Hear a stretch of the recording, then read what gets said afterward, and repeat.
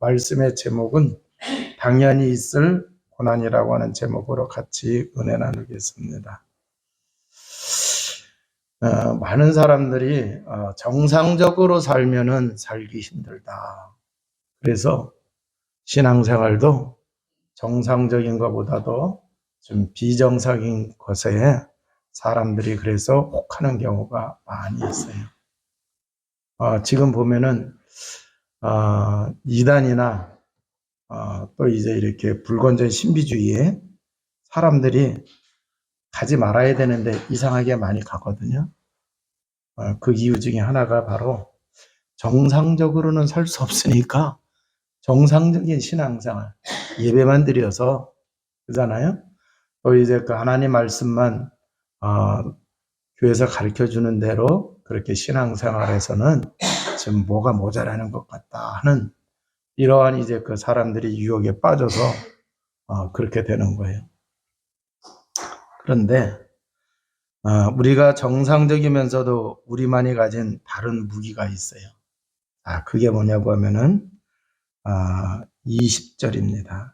20절에 보면은 말하는 이는 너희가 아니라 너희 속에서 말씀하시는 이 곧 너희 아버지의 성령이시니라 그랬어요. 그러니까 예수 그리스도 믿는 사람에게는 성령께서 함께 하시는데 이 성령이 굉장한 무기가 되어진다라고 하는 얘기예요. 이 성령은 그리스도의 영, 하나님의 영, 그잖아요. 진리의 영이란 말이에요. 그리고 이 성령은 하나님께서 천지 만물을 창조하실 때 함께 그 창조 사역에 같이 하셨던 분이에요. 그래서 이제 이 성령은 삼위일체 되시는 하나님 되시는 거예요.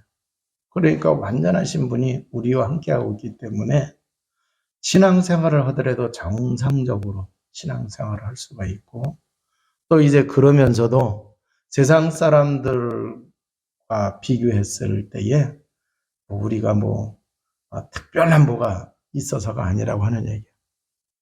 그렇지만 성령께서 함께 하시고 있기 때문에 우리가 세상 속에서 승리할 수가 있습니다. 제가 이제 그 전도 현장 체험하면서 영적인 문제가 무엇인지 좀 이해를 하게 되어졌어요. 그 전에는 이제 그 제가 자라난 배경을 이렇게 보면은 이 제사 지내는 집에서 자라났거든요. 그런데 이제 그 코 올리면서부터 제가 교회를 다녔어요. 부모님은 이제 제가 6학년 때부터 다니셨고 그러다 보니까 이제 그 영적인 걸 잘 몰랐어요. 그러니까 어린 나이였기 때문에 굿하는 것도 보고 그랬지만 그게 뭔지를 몰랐죠. 그런데 이제 나중에 성장을 해서 이제 그 굿할 때에 어떤 문제가 있고 누가 역사하는지 이제 그때서야 하는 거죠. 그러니까 그래서 이렇게 보게 되면은 지금 어떻게 보면은 이제 그 순탄한 그런 가정에서 이렇게 자라날 수가 있었죠. 사실 고생은 부모님이 했지 저는 그렇게 고생했다고 이렇게 여겨지지는 않게 이제 성장을 했어요. 그러다 보니까 이제 영적인 거를 이제 잘 몰랐단 말이에요. 그리고 이제 어려서부터 이제 교회 안에서 이렇게 생활을 했으니까 그래도 세상 사람들보다 교회 안에서 신앙생활하는 사람들이 영적인 문제가 덜 있잖아요. 근데 이제 그 전도하느냐고 안 믿는 집도 들어가 보고 우상 숭배하는 데도 가고 또 이제 그 무당도 찾아가 보게 되고 이제 여러 사람을 만나게 되는 가운데에 와 진짜 영적 문제가 이런 거구나라고 하면서 어려움 당하는 사람들을 이렇게 보게 된 거예요. 그래서 자기가 외로워서 산을 찾다가 산이 엄마 품같이 이렇게 좋아가지고 계속 산속에 이렇게 심취해 있다 보니까 거기서 이상한 영을 받게 되고 또 이제 그러는 가운데에 결혼을 했는데 또 이상하게 되어지고 또 이제 자식을 낳는데요. 내성마비 이런 쪽으로 해서 이제 자식들이 다 안 되는 거예요. 그래서 이 사람이 아이를 입양을 했어요. 그런데 입양을 한 애는 좀 괜찮은 것 같은데 자기가 난 자식들은 자기 영적 문제 있죠. 또 이제 그 불치병으로다가 이렇게 이제 그 자식들이 고생을 하고 아내는 옛날에 이제 이 춘여고를 나왔으면은 엘리트예요. 옛날에 춘여고 나왔으면은 지금은 춘여고 가려면은 뺑뺑이 쳐서 가잖아요, 그잖아요. 옛날에는 안 그랬거든요. 그런 사람인데 이제 그 정신 문제가 와가지고 이제 그 사람이 자살하려다가 만나가지고 그렇게 결혼을 했는데 그런 일들이 벌어나는 거예요. 자, 그러니까 이 영적 문제는요, 사람의 힘으로 아무리 열심히 살고 세상 지식을 동원해도 해결이 안 되는 거예요. 자, 그런데 하나님의 자녀에게 성령으로 함께 하신다는 말이 보통 말이 아니죠. 아까 얘기한 것처럼 성령은 하나님이시란 말이에요. 자, 그래서 이 영적 문제를 가지고 있는 자가 하나님의 영, 성령이 함께 하시기만 한다고 하면은 어떻게 되어지는 거예요? 영적 문제 끝나는 겁니다. 영적 문제에서 완전히 해방을 받게 되어지는 거예요. 자, 그러기 위해서는 어떻게 해야 되느냐? 예수 그리스도 복음을 이 사람이 받아야 돼요. 그럼 이 사람이 복음을 받기 위해서는 전하는 자가 있어야 돼요? 없어야 돼요? 있어야 돼요. 그러니까 예수님이 마태복음 9장에서 세상을 보면서요. 유리방황하는 사람들 보고 있는 거예요.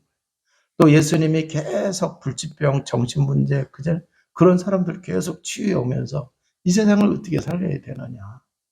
그래서 예수님이 제자들을 세운 것이고 이 제자들을 또 세상에 보내시는 게 그게 마태복음 10장이에요. 그럼 세상에 가서 뭐를 해야 돼요? 하나님의 성령이 임할 수 있도록 하기 위해서는 복음을 전해야 되겠죠. 그래서 복음을 받게 되면 성령의 권능이 임하게 되어지고 성령의 권능이 임하게 되면은 귀신이 쫓겨나가는 영적 문제가 해결되는 그러한 역사가 일어나게 되는 것이죠. 뿐만 아니라 요한복음 14장 16절에서 17절에 보면은요. 이 성령은 우리와 함께 하시고 있고 또 이제 영원히 함께 하시는데 그렇기 때문에 우리가 어디에 있든지 성령께서 함께 하세요, 안 하세요? 함께 하세요. 가정에도 함께 하시고 있고 직장에도 함께 하시고 있고 지역에도 함께 하시고 있고 자, 그러면은 이 성령을 누려야 돼요, 안 누려야 돼요? 누려야 돼요. 자, 그럼 누리는 길이 뭐냐? 성령이 내게 역사하셔야 돼요. 성령이 내게 역사하신다. 그 얘기는 성령 충만한 상태가 되어지는 거죠. 그래서 우리가 성령 충만해야 될 줄로 믿습니다. 또 이제 성령은 진리의 영이라고 그랬어요. 그래서 진리를 알게 하시기 때문에 자, 사람들은 문제, 사건, 환경, 이상한 문제, 사건, 환경 만났을 때 이거 해결할 수 없고 이거 죽겠네. 그죠? 그래서 두려움에 빠져요, 안 빠져요? 그래서 그 문제 왔을 때 마귀는 그 사람을 무너뜨리는 거예요. 그걸 통해서. 그런데 하나님은 그 문제를 사건, 환경 이런 걸 통해서 무너뜨리려고 하는 게 아니죠. 하나님의 계획과 뜻이 있어요, 없어요? 있어요. 자, 그래서 이 성령께서 우리와 함께 하시는 성령께서 그것을 알게 하신다, 모르게 하신다, 알게 하신다라고 하는 얘기예요. 그래서 이 문제를 가지고 사단은 우리를 넘어뜨리려고 하는 거 알게 하시고 오히려 이 문제를 통해서 하나님은 뭐 하신다고 해요? 하나님의 뜻과 계획을 이루게 하시는데 그러면 에베소서 1장 17절에 보면은 성령은 지혜와 계시의 영이라고 이렇게 말씀하시고 있어요. 그러니까 지혜와 계시의 영이기 때문에 계시는 뭐예요? 하나님을 알게 하시는 거예요.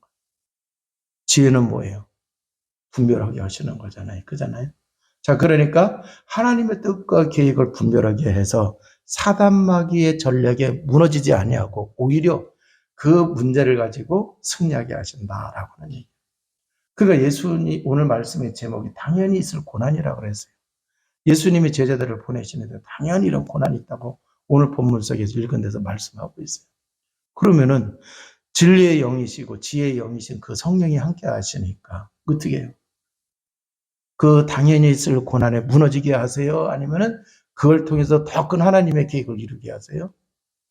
더 큰 계획을 하나님의 더 큰 계획을 이루게 하시는 게 성령님이시다라고 하는 얘기예요. 그래서 어떤 환경 영적 문제라 하더라도 분별하게 되어지고 승리하게 될 줄로 믿습니다. 그러니까 정말 우리가 예수 그리스도 믿는 사람에게는요, 성령이 함께 하시고 있기 때문에 우리가 정상적인 신앙생활을 할 수가 있고 정상적인 삶을 살아갈 수가 있는 거예요.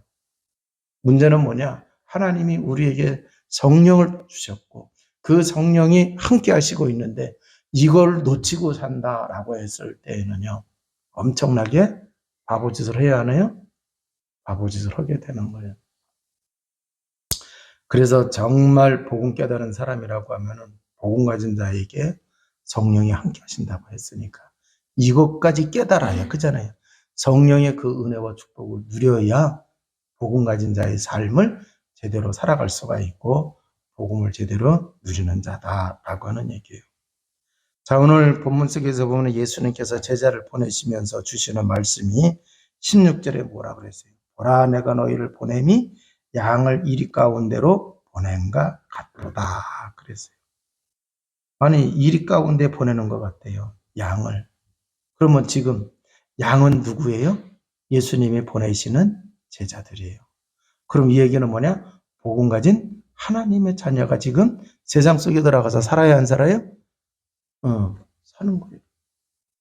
자, 그러면은 여기서 누가 그럼 이리 때가 되느냐? 이익을 위해서 무슨 짓이든지 할 사람들이, 이익을 위해서 무슨 짓이든지 하는 사람들이 일이라고 하는 얘기예요. 자, 그래서 예수님 당시에는 바리새인, 유대인들 중에 바리새인들, 서기관들, 자기 기득권들이 있어요. 그러니까 자기 이익을 붙잡느냐고 주님의 제자들이 가서 복음을 전할 때 받아들일까요? 안 받아들일까요? 안 받아들여요. 그래서 핍박을 할 수 있다라고 하는 얘기예요. 자, 그러면은 지금 우리가 세상 속에 살아갈 때에 우리 주변에 그런 사람들이 있을까요? 없을까요? 있어요. 많아요. 복음을 안 전하더라도, 복음하고는 상관없는 것 같다 하더라도 주변에, 우리 주변에는 자기 이익을 위해서도 무슨 짓이든지 하는 사람들이 있단 말이에요. 그러니까 그런 사람들에 의해서 고난을 당할까 안 당할까요? 오늘 이제 그 인터넷에서 이렇게 보니까 손흥민이 그 아카데미 그 축구 있잖아요. 거기서 문제가 생긴 것 같아요. 그 손흥민이 형이 이제 코치인데 거기서 이제 그 아카데미에서 이제 아이들 가르치다가 어떻게 좀 아이들을 이제 꾸짖고 그랬나 봐요. 이제 이것 때문에 문제가 벌어졌는데 이제 그 학부모가, 그 아이를 맡긴 부모가 이제 그 손흥민이나 이런 사람들은 성공한 사람들이기 때문에 이 명예가 훼손되는 거를 굉장히 두려워하잖아요. 그잖아요. 그러니까 이제 협박을 한 거예요.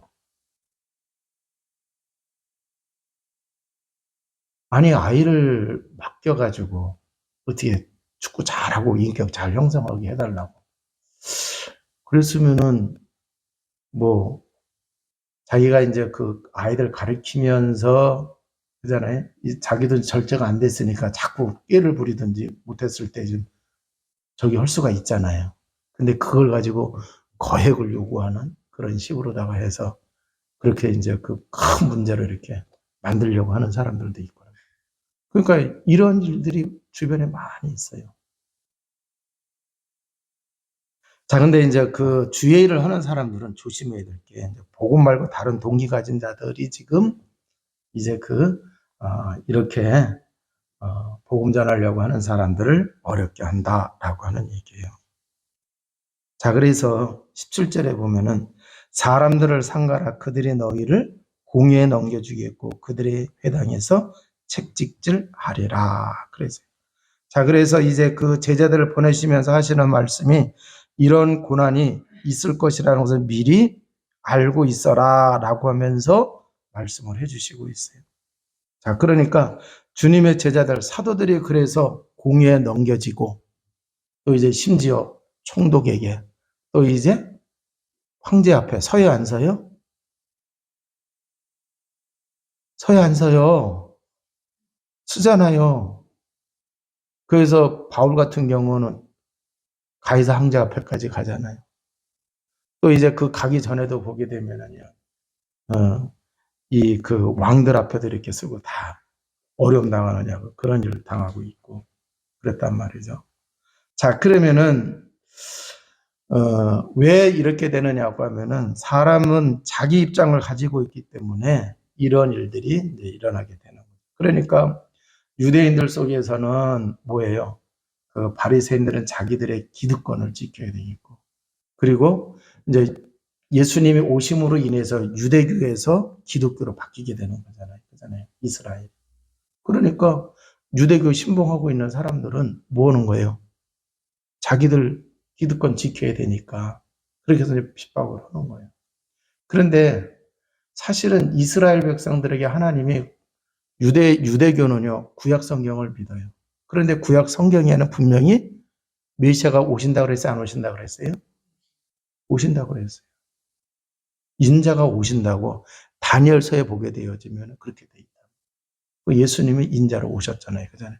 그러면 그 오신 예수님을 갖다가 맞이해야 되고 예수님을 믿어야 된단 말이에요. 원래 순리대로 따진다고 하면은 유대교를 믿는 사람들은 반대하지 말고 다 뭐로 와야 되는 거예요?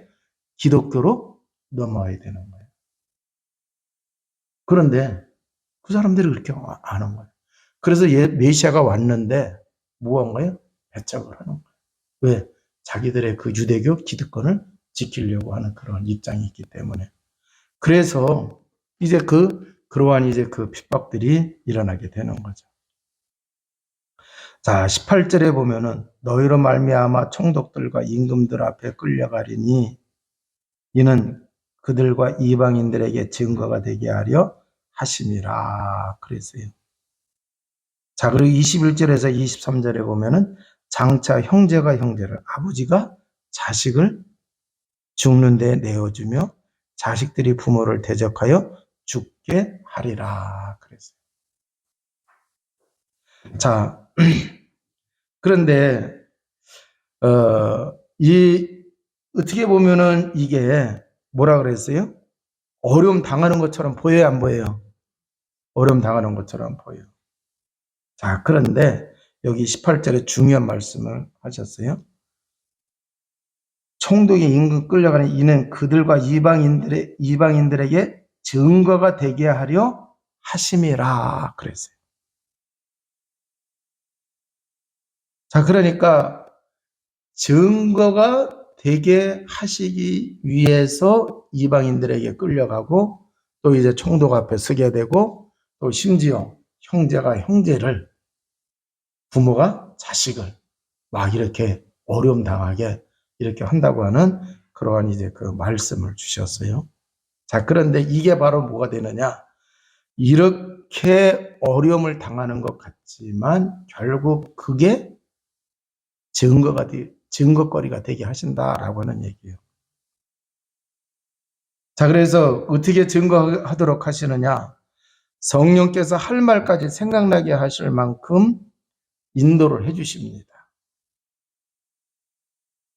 자, 그래서 이 성령께서 증거를 해 주심으로 인해 가지고 할 말을 하게끔 생각나게끔 이렇게 하셔 가지고 이제 어려움 당하는 것 같지만 결국 자기들이 전하여 주는 이 복음이 유일한 복음이고 생명을 살리는 그러한 길이라고 하는 것을 알게 하신다라고 하는 얘기예요. 자, 그러면 여기 보면은 형제가 형제를, 아버지가 자식을 그랬어요. 자, 그러니까 믿음에 있어서는요, 가족끼리도 같아요, 달라요? 다를 사람이 있어요.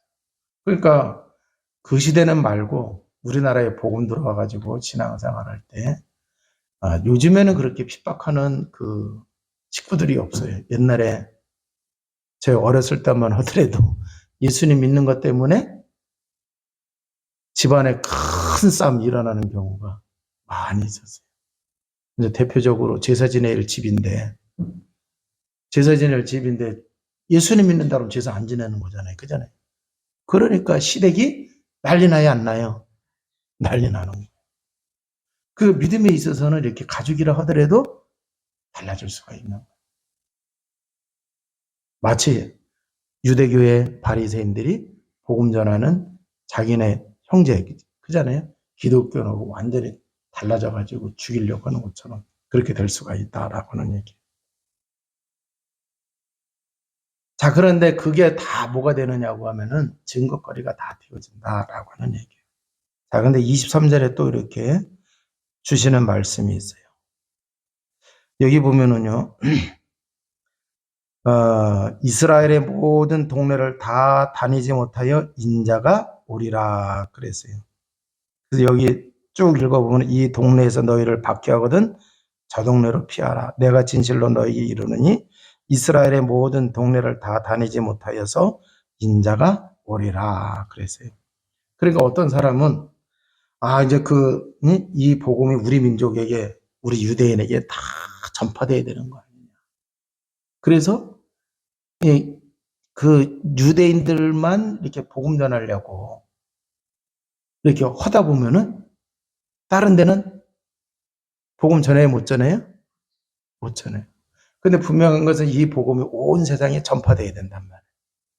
그러면 한쪽에만 이렇게 치우치다가 예수님이 재림에 오시게 되면 나머지는 어떡하냐라고 하는 얘기예요.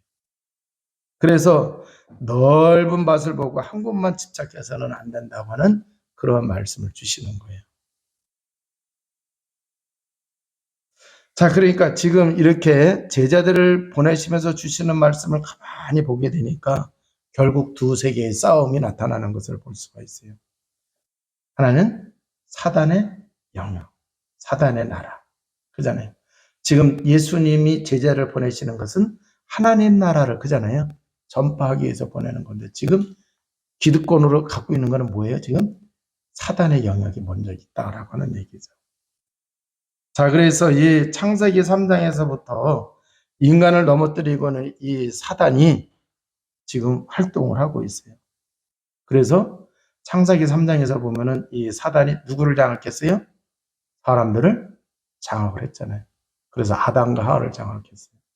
창세기 6장에 가서 보니까 또 이제 뭐 가족을 장악하잖아요. 그잖아요. 그래서 그 당시에 뭐가 유명했어요?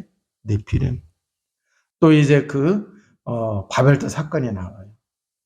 근데 그때에도 보면 바벨탑을 쌓을 때에 하나님을 잘 믿겠다고 쌓은 거예요? 아니죠. 하나님을 대적하느냐고 쌓은 거예요. 그래서 인간을 이렇게 장악을 했어요. 그 인간을 장악한 것뿐만 아니라 세상을 장악을 했죠. 그래서 고린도후서 4장 4절에 보면은 세상의 신, 요한복음 16장 11절에서는요 세상의 임금이라 그랬고, 베드로전서 5장 7절을 통해서 보니까 우리에게는 뭐예요? 대적이란 말이에요. 구원받은 하나님의 자녀에게는 싸워야 할 대적이에요. 에베소서 6장 10절에서 20절에 보면은 싸움의 대상이란 말이에요. 그래서 우리 보고 뭐라 그랬어요? 하나님의 전신갑주를 입으라 취하라 이렇게 말씀하셨죠. 자, 그런데 결국은 어떻게 되느냐? 22절에 보세요. 또 너희가 내 이름으로 말미암아 모든 사람에게 미움을 받을 것이나 끝까지 견디는 자는 구원을 얻으리라 그랬어요. 그럼 이 말씀은 뭐예요? 결국은 뭐 한다는 얘기예요? 승리한다라고 하는 얘기죠. 자, 그러면은 이 영적 싸움을 할 때에 세상 속에 들어가서 우리가 정말 하나님의 뜻과 계획을 이루어가는 삶을 살아갈 때 싸워야 되는데 어떻게 그럼 싸워서 승리할 수 있느냐? 방법은 합리적이어야 된다라고 하는 얘기예요. 이상하게 하면 안 된다는 얘기예요. 합리적이어야 되고. 내용은 뭐 해야 되느냐? 영적으로 대처를 해야 된다라고 하는 얘기예요. 근데 이제 이게 방법이 비합리적이고 지성적이면 안 돼요. 지성적이면. 그러면 어떻게 되는 거예요? 세상 사람들하고 뭐 하는 거예요? 똑같은 거예요. 그래서 합리적으로 해야 돼요. 누가 보더라도. 그잖아요. 그리고 내용은 뭐를 해야 되느냐? 영적으로 대처를 해야 된다라고 하는. 그럼 내용을 영적으로 대처한다는 얘기는 뭐예요? 지금 사단이 사람을 장악해서 어렵게 만들고 있잖아요. 복음을 맡고 또 이제 뭐 직장이든지 그 지역에 흑암을 갖다가 이렇게 막 흑암의 문화라든가 흑암의 세력을 조장하고 있어요. 그럼 그 사람하고 싸워야 돼요? 그 사람하고 싸우면 안 되죠. 그 만약에 직장이라 그러면은 근무 시간이 9시면은 나는 한 8시 반에 가서 합리적으로 그 직장을 놓고 뭐 하는 거예요? 기도하는 거예요. 그리고 9시 딱 되면은 일을 하면 되잖아요. 근데 어떤 사람은 9시에 가가지고는 내가 이제 이 직장을 위해서 내가 기도해야 된다고. 그리고 일 안 하고 9시 15분까지 막 기도만 하고 있어 봐. 돼요, 안 돼요? 그러면 안 되는 거죠. 9시 일을 시작을 해야 되는데. 그 합리적으로 해야 된다는 거예요. 그 방법은 어떻게 해야 되는 거예요? 그래서 우리는 영적 싸움을 기도하고, 그잖아요. 그렇게 해야 된다라고 하는 얘기. 그래서 나와 함께 하시는 성령의 역사, 능력을 믿고 우리가 기도해야 될 줄로 믿습니다. 자, 그러면서 뭐라고 말씀하셨느냐. 뱀같이 지혜롭고 비둘기같이 순결하라. 그러니까 어떤 사람은요, 자기는 뭐 주의를 한다고 하면서 세상 사람들이 알아주지도 않는데, 뭐 큰 소리를 땅땅거리면서, 나는 교회 다니고 있는 뭐 교회에서 직분이 어떻고 저떻고 하면서야 내가 우리 직장에 이제 흑암의 세력을 꺾는 일을 해야 된다고 하면서 그렇게 하지 말라는 얘기. 뱀은 들어놓고 다니질 않아요. 그잖아요? 표시 없이 숲으로 돌 사이로 다닌단 말이에요. 그걸 괜히 드러내놓고 하지 말라고 하는 얘기예요. 그러나 우리의 본질은 비둘기같이 순결하라. 그래서 온전한 하나님의 말씀, 또 이제 하나님의 뜻과 계획을 이룰 수 있는, 또 이제 이 복음으로 생명을 살려야 된다고 하는 그 순결한 그러한 이제 그 마음과 믿음을 가지고 이제 우리가 해야 된다라고 하는 얘기예요. 자, 그럼 결론입니다. 구원받은 하나님의 자녀에게는 악령이 아닌 성령이 나와 함께 하시고 있어요. 자, 또 너희가 나로 말미암아 총독과 임금들 앞에 끌려가리니 이는 그들과 이방인들에게 증거가 되게 하려 하심이라. 자, 그래서 바울 같은 경우도 보게 되면은 이제 그 왕들 앞에 이렇게 쓰잖아요. 그잖아요. 그리고 또 이제 그 바울이 복음 전할 때 와가지고 바리새인 유대인들이 와가지고 막 회방하고 그럴 때 뭐 천부장 앞에서도 얘기하고 그잖아요. 나중에는 이제 그 총독들한테도 얘기하고 왕 앞에 가서도 얘기하고 그러는데 그런데 오히려 그걸 통해 가지고 왕, 총독, 뭐 천부장 이러한 사람들에게 복음이 전해지는 거예요, 안 전해지는 거예요? 복음이 전해지는 거잖아요. 그게 사도행전에 보게 되면은 그런 얘기가 나오잖아요. 자, 그래서 결국 우리가 어디에 끌려가고 또 어떤 문제를 만났다 하더라도 정말 성령이 나와 함께 하시고 있기 때문에 오히려 그 만난 그걸 통해서 당한 그 문제를 통해서 복음이 뭐가 하신다? 확산이 되게 하신다라고 하는 얘기. 자, 그러니까 너무나 조그만 일에 우리가 염려할 필요가 있어요? 없어요? 염려할 필요가 없다라고 하는 얘기예요. 23절에 하신 말씀처럼 이스라엘 돌기 전에 예수님이 다시 오시면은 이걸 우리가 잘 생각을 해야 돼요. 자, 그러니까 분명히 예수님이 다시 오신단 말이에요. 그럼 주님이 오시기 전에 우리는 어떻게 해야 돼요? 복음을 전해야 된단 말이에요. 그러면은 이 안 되는 데 가가지고 자꾸 그렇게 할 필요가 있을까요? 없을까요?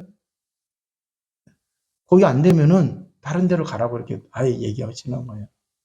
지금 이스라엘이 복음을 안 받아들여요. 여기만 있는 게 아니다.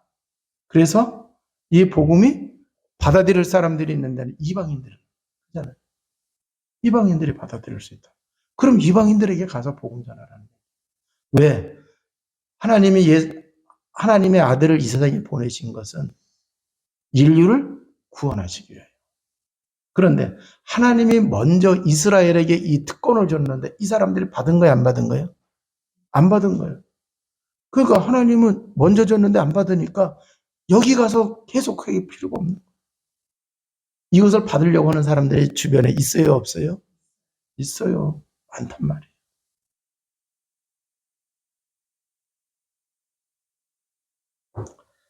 자, 그래서 넓은 밭이 있다고 하는 거 꼭 깨달으셔서 이제 이 복음이 들어가지 아니하면은 영적 문제로 어려움 당하는 사람 굉장히 많아요. 네. 그래서 꼭 이 복음 들어갈 사람들. 그럼 영적 문제 만난 사람을 우리가 만났다고 쳐보세요. 그럼 그 사람에게 복음을 전해줬어요. 그런데 이 사람이 복음을 안 받아. 그래서 사실 영적 문제를 이렇게 가지고 있는 사람은 그 사람을 도와주는 부모들이 있어야 돼요. 이해가 되세요? 왜? 영적 문제 있기 때문에 자기 자신의 컨트롤이 돼야 안 돼요? 안 되는 거예요. 그러니까 부모가 도와줘요. 근데 부모는 도와주지 않으면서 딸랑 남겨놓고서는 복음 전하라. 사실 이게 굉장히 힘든 거예요. 그러면 지금 이스라엘에게만 가지 말고 그잖아요. 다른 데로 가라는 얘기는 그 사람 가지고 씨름을 해도 그게 안 돼요. 왜? 보호자가 그 사람을 도와주는 사람이 없으면 이게 될 수가 없는 거예요. 그러면은 정말 영적 문제를 가지고 갈급해하는 사람이 있을까요, 없을까요? 그런 사람 찾아서 복음을 전해줘요. 그 안 되는 거 가지고 자꾸 그렇게 하지 말라고 하는 얘기. 그래서 이제 이 복음이 확산이 되어질 수 있는 이걸 우리가 잘 인도받으면서 찾으면서 또 이렇게. 그러니까 또 어떤 사람은 핑계 대려고 저 사람 도와주는 사람이 없어서 제낀다고 하면서 전혀 관심을 안 가지면 또 안 돼요. 자, 그래서 우리가 이제 그 핑계 대려고 이렇게 저기 하는 경우도 있고 그런데 그러지 마시고 정말 뭐를 해야 되느냐 하면은 복음이 꼭 필요하고 복음을 사모하는 사람들이 있어요. 갈급한 사람이 있고 또 이제 이 복음에 대해서 배척하는 사람이 있고 그러면 두 사람이 똑같이 나타나죠. 갈급한 사람도 있고 배척하는 사람이 있어요. 그럼 어디다 먼저 전해야 돼요? 갈급한 사람. 여기는 도와주는 사람이 있고 여기는 도와주는 사람이 없어요. 그럼 어디다 먼저 복음 전해야 돼요? 도와주는. 그래서 이 도와주는 사람에게 전해져가 이 사람들이 복음 받고 사명자가 되어지면 이런 사람을 또 도울 수 있는 사람이 될까요? 안 될까요? 그럼 그때 같이 팀이 돼서 이렇게 도와줄 수도 있고. 자, 그래서 아무튼 간에 이제 복음을 전하고 또 이제 생명 살리는 일을 할 때 어려움이 당연히 고난이 따릅니다. 그래서 모든 문제 핍박은 다 증거거리가 될 것이고 기도 제목이 될 줄로 믿습니다. 그러면은 결국 뭐가 되는 거예요? 승리하게 되어지는 거죠. 자, 그래서 답을 가지고 있으니까 이제 우리가 복음 가진 사람으로서 또 이제 이 복음으로 생명을 살리려고 할 때에 당연히 있을 그 고난 주님이 아시고 있어요. 그럼에도 보내신 이유가 있어요. 다 증거거리가 되고 승리할 수 있기 때문에 보내시는 거기 때문에 우리가 생각만 올바로 하게 되어지면은 성령 인도 받는 가운데에 모두가 승리하게 될 줄로 믿습니다. 기도하시겠습니다. 하나님 감사와 찬양과 영광을 돌립니다. 오늘도 주신 이 말씀 통하여 세임과 새능력 얻게 하시고 우리 주변에 정말 이제 복음이 필요한 사람들이 있습니다. 살리는 자 되어주도록 주님 도와 주옵소서. 우리가 주의를 하다가 만나는 어려움도 있을 수 있습니다. 그러나 주님은 분명히 말씀하셨습니다. 아버지 하나님, 이제 승리할 수 있다고 하는 이 비밀을 붙잡고 성령인도 받고 성령의 권능을 누리는 주의 백성 모두가 다 되어주도록 역사하여 주옵소서. 우리 구주 예수 그리스도 이름으로 기도하옵나이다. 아멘.